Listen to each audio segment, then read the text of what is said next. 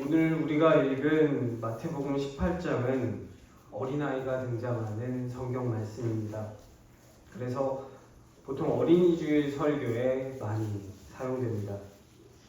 하지만 우리가 읽은 오늘 말씀의 앞부분과 뒷부분을 같이 보게 되면 예수님께서 오늘 말씀을 하신 이유가 어린이들을 말하기 위해서 하신 말씀은 아니었던 것 같다라는 것을 알게 됩니다.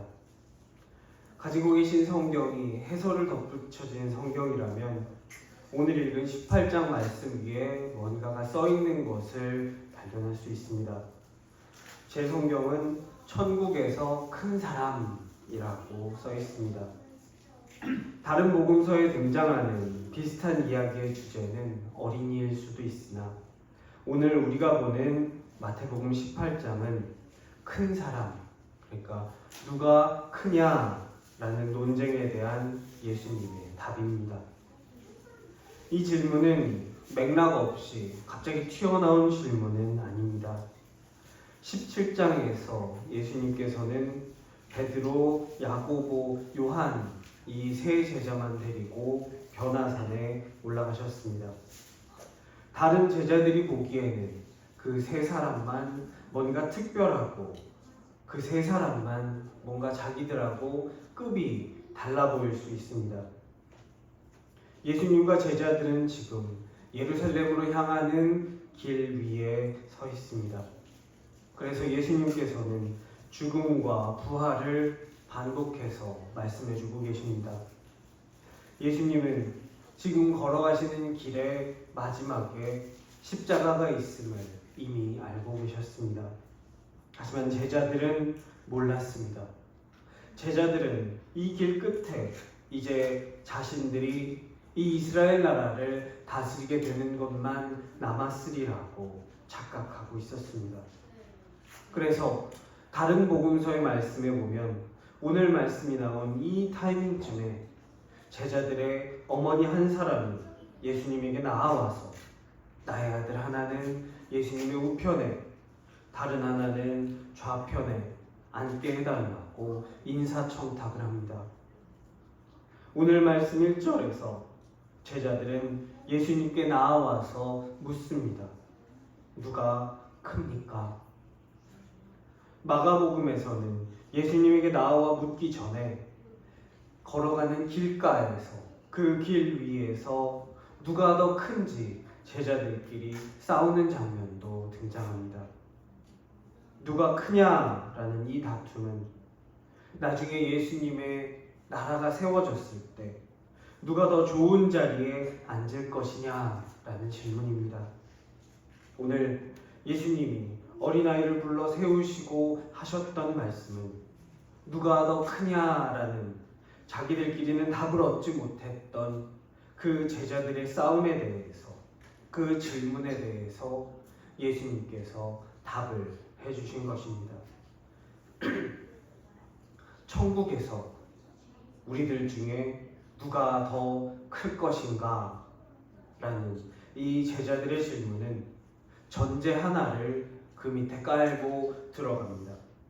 바로 우리 제자들은 여기에서 누가 더 큰지 싸우고 있는 우리들은 다 천국에 들어갈 것이다 라는 말입니다.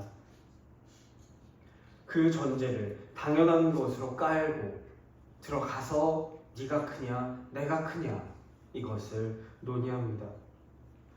그것이 하늘 어딘가에 있을 천국이건 아니면 이제 곧 이 땅에서 세워질 거라 그들이 기대했던 예수님 왕이신 어떤 나라건 일단 제자들은 자기들은 전부 다 거기에 들어갈 것이라고 생각합니다. 예수님은 이런 제자들에게 대답해 주십니다. 이 어린아이들과 같이 되지 아니하면 천국에 들어가지 못한다. 들어가서 누가 크냐라는 것을 가지고 싸우고 있는 제자들에게 예수님은 너네 못 들어갈 수도 있어 라고 답해 주신 것입니다.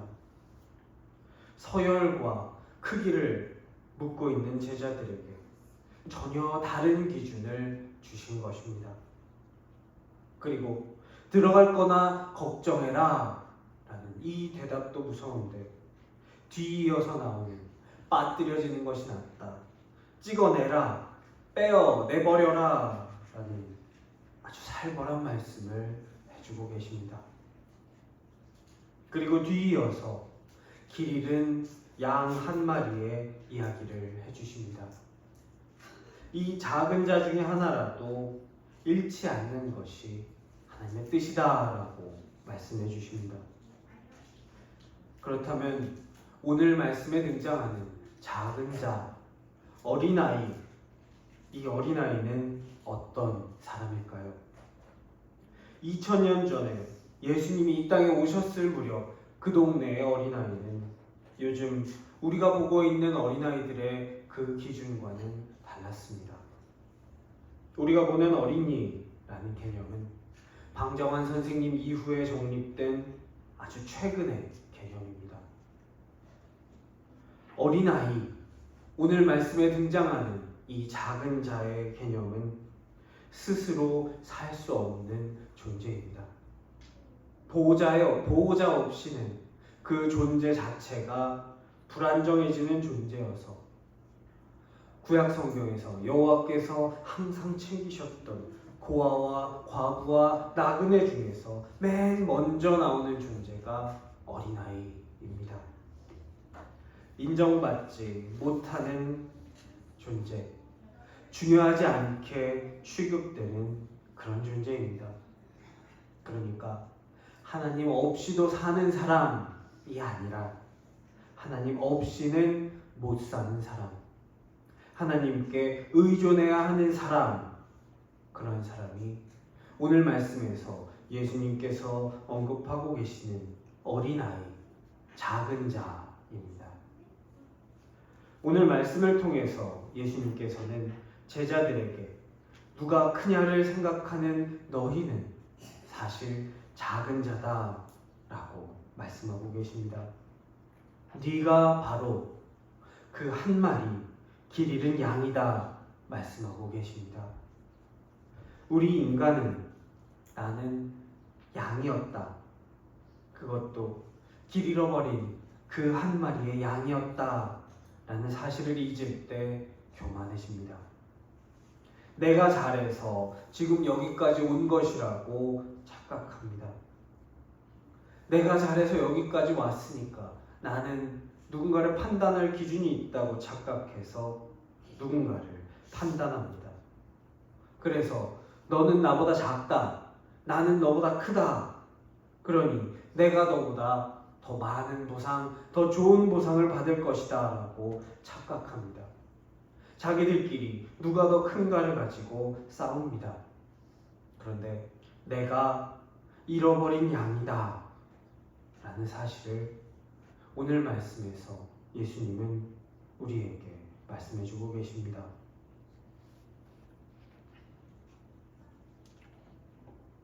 나는 잃어버린 그 한 마리 양입니다.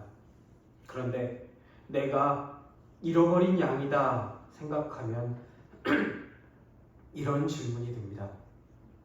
성경의 다른 곳을 보면 나는 달란트를 받은 종인데, 나는 하나님께로부터 달란트를 받았으니 내가 명받은 대로 열심히 해야 하는 그런 존재라고 하는데, 지금 여기서는 나는 길을 잃어서 목자가 다른 99마리의 양을 버려두고 나를 구하러 오지 않으면 집에조차 돌아갈 수 없는 그런 양이다라고 지금 말하고 있습니다. 앞뒤가 맞지 않는 것 같습니다. 어떻게 이 두 가지가 동시에 나에게 적용될 수 있는지 이해가 가지 않습니다. 나는 양이고 또 종이고 가만히 있어야 하고 노력해야 합니까? 라는 이 질문에 대해서 오늘 성경은 대답합니다. 우리는 구원에 있어서는 잃어버린 양이다. 그리고 그 구원받은 이후의 삶에 있어서는 달란트를 받은 종이다. 양은 스스로 돌아오지 못합니다. 그래서 99마리를 두고 한 마리를 찾으러 가는 것이 우리 눈에 보기에 불합리해 보인다 하더라도 목자는 그 잃은 양을 찾아서 갑니다. 이것은 우리의 구원이 우리의 노력 때문이 아니라 전적으로 하나님의 은혜임을 말씀하고 있습니다.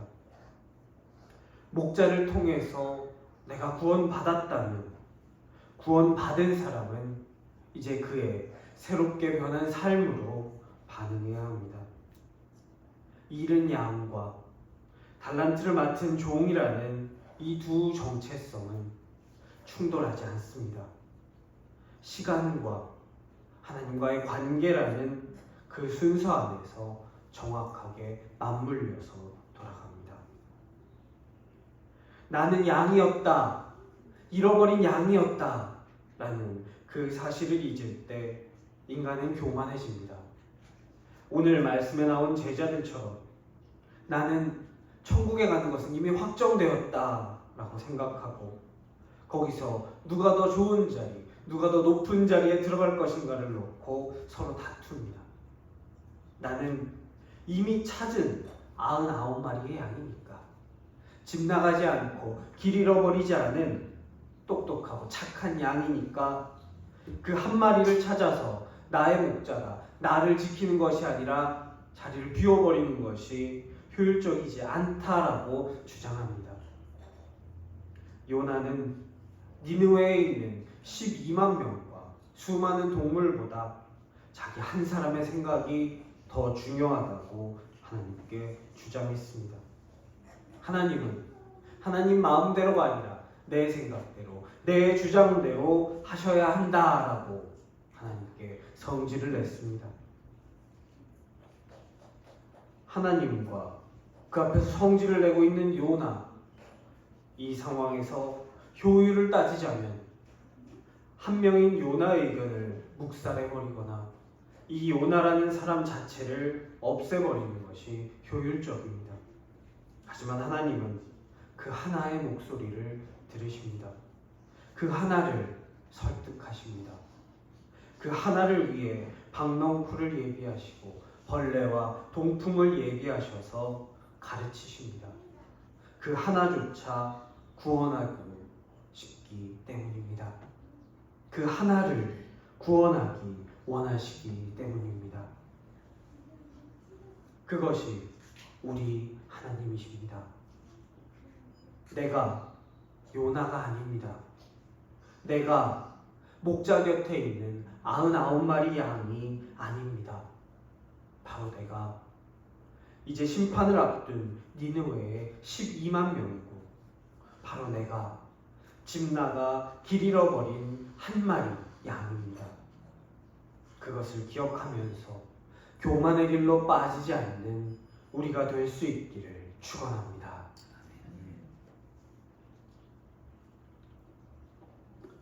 나는 달란트 맡은 종이다. 이 사실을 잊을 때 인간은 무기력해집니다. 그 힘을 엉뚱한 곳에 사용하게 됩니다. 그것을 잊은 사람의 신앙은 책임 없는 신앙이 되어버립니다. 하나님께 은혜만 요구하고 나의 삶은 전혀 달라지는 것이 없는 하나님을 알기 전과 알고 나서가 아무런 차이가 없는 그런 사람이 되어버립니다. 그런 사람은 내가 받은 자유만 분별 없이 휘두르고 남을 상처 입히는 사람이 됩니다.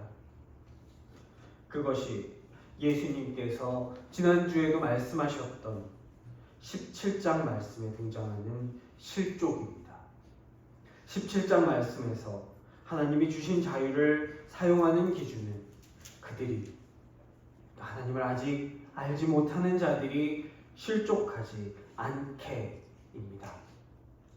나의 자유의 범위는 거기까지인 것입니다. 실족은 그냥 걸려 넘어지는 것이 아닙니다.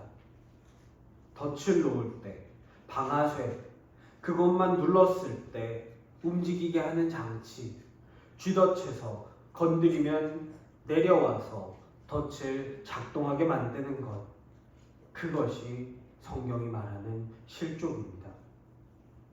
내가 그냥 있는데 의도를 가지고 한 행동이 아니다. 어떤 무언가로 인해서 우연찮게 걸려 넘어지게 하는 정도가 아니라 누군가를 넘어뜨리게 하기 위해서 의도한 장치가 실족입니다.